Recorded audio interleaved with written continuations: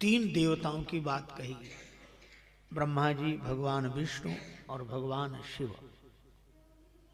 और वेदों में सिद्धांत भी तीन है, वेदत्रय सिद्धांत। कर्मकांड, उपासना और ज्ञान। सारे कर्मकांड का प्रतिनिधित्व मानो श्री ब्रह्मा जी करते हैं और भक्ति भावना का समाधान भगवान विष्णु करते हैं और ज्ञान निष्ठा का आदर भगवान शिव में दिखाई देता है। और कितनी अद्भुत बात है, किसी भी कार्य का जन्म कर्म से, उसका पालन प्रेम से और उसका संहार विचार से। तीनों की आवश्यकता है, कर्म की भी, उपासना की भी और ज्ञान की भी। यही महाराज श्री दशरथ जी के तीन विवाह हैं। क्रिया शक्तिश्च कैकेयी, माता कैकेयी को क्रिया शक्ति कहा, कौशल्या माता को ज्ञान शक्ति कहा और सुमित्रा जी को उपासनात्मिका कहा। इन तीनों से विवाह करने के बाद सदगुरु कृपा हुई, गुरुदेव वशिष्ठ जी की कृपा। यज्ञ हुआ, यज्ञ में अग्निदेव प्रकट हुए खीर का प्रसाद लेकर। मानो यह कथा संकेत करती है कि भगवान को पाने के लिए इन तीन निष्ठाओं से नाता जोड़ना पड़ेगा, ब्रह्मा जी के कर्मकांड से, भगवान विष्णु की भक्ति से और भगवान शिव के ज्ञान से। लेकिन इन तीनों से नाता जोड़ने के बाद भी दशरथ जी को भगवान नहीं मिले। इन तीनों से कोई नाता जोड़ ले, कर्मकांडी हो जाए, उपासक हो जाए, ज्ञानी हो जाए, लेकिन बिना गुरुदेव के, गुरु बिन भव निधि तरही न कोई,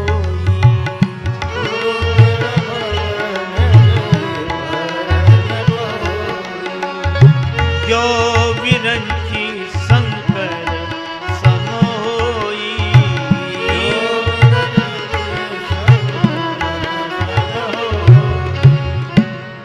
अब इसमें भी गुरु बिन भवनिधि तरई न कोई, जो विरंची शंकर भगवान नारायण।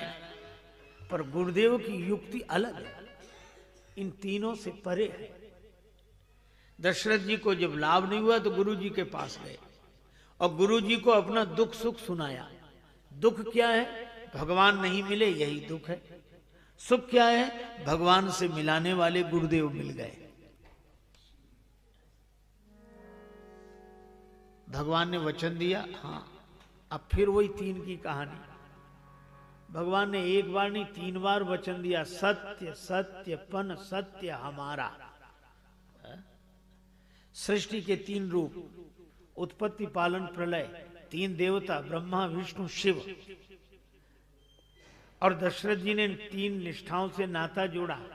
भगवान ने तीन बार ही वचन दिया, सत्य सत्य पन सत्य, और आए एक भी बार नहीं। तब गुरु जी ने कहा, धरहु धीर धीर हे राम, धरहु धीर होई है सुत चारी।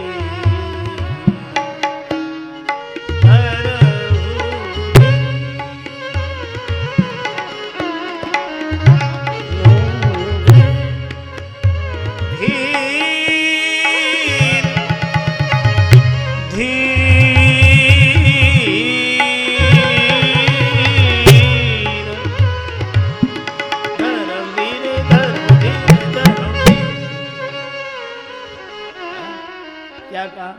धीरज रखो।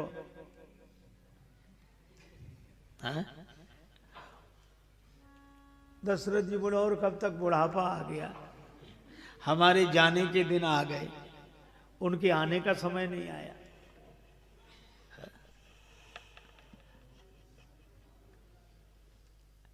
गुरु जी बोले चिंता मत करो, भगवान ने 3 बार वचन देकर आने का प्रयास नहीं किया, अब मैं वचन देता हूं उनको, तुम्हारा चौथापन आया, भगवान को भी 4 रूपों में आना पड़ेगा। धरो धीर होई हैं सुत चारी।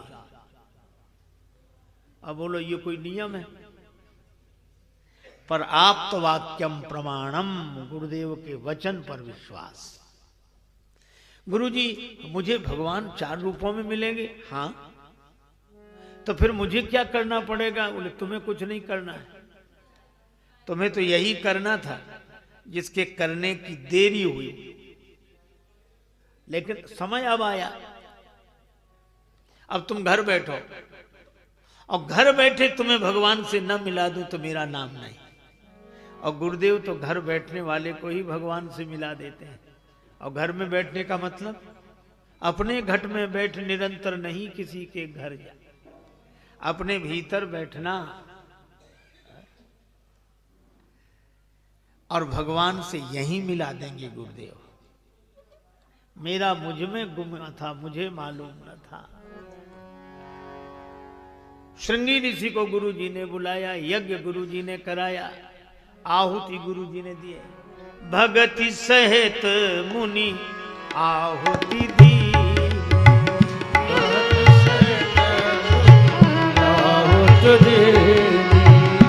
प्रगटे अग्नि चरु कर लीने।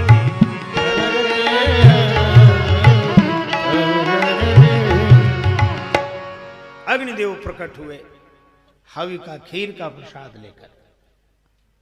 दशरथ जी ने हाथ जोड़े, हमारी प्रार्थना पर आप प्रकट हो गए। अग्निदेव ने कहा कि राजन धोखे में मत रहो, तुम्हारी प्रार्थना के कारण नहीं। फिर जो वशिष्ठ निज हृदय विचारा, सकल काज भा सिद्ध तुम्हारा।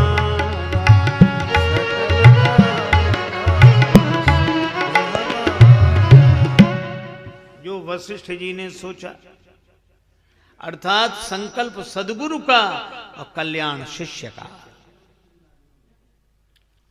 अच्छा यह भी देखो, गुरु अग्निदेव ने कहा इस हवि का, इस खीर का वितरण कर दो। अब 3-3 की बात चल रही है। सृष्टि के 3 रूप, 3 देवता, भगवान ने 3 बार वचन दिया और अग्निदेव प्रकट हुए, ये भी खीर का प्रसाद लेकर आए। और खीर में और चीजें मिले सो मिले, पर 3 चीजें मुख्य, इसमें भी 3 ही, दूध, चावल और चीनी। अच्छा एक और सुंदर बात है, तीनों सफेद, दूध भी सफेद, चावल भी सफेद, चीनी भी सफेद। इसका अर्थ क्या है? दूध शुद्ध हो, गाय का दूध। अच्छा दूध ऐसा ना हो जिसमें एक दूध बेचने वाला आया, खरीदने वाले ने कहा आज बड़ी देर से आए।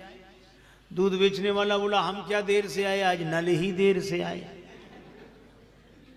जब नल आए, जल मिलाए तब लाए। ऐसा दूध नहीं, शुद्ध दूध। और चावल भी सफेद। चावल कर्म का प्रतिनिधित्व करता, जैसा बोया वैसा पाया।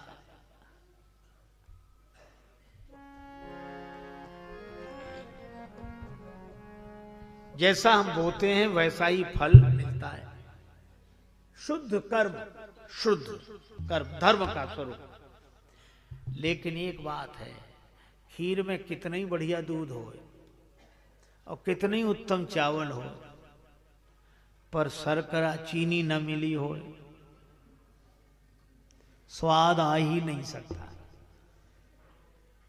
है? चीनी के बिना खीर मीठी नहीं हो सकती। इसी तरह ज्ञान कितना भी उत्तम हो, कर्म कितना भी उच्च कोटि का हो, पर बिना भक्ति के जिंदगी कभी मीठी नहीं हो सकती। अच्छा, शर्करा की एक विशेषता है, खीर में ढूंढो तो मिलेगी ही नहीं,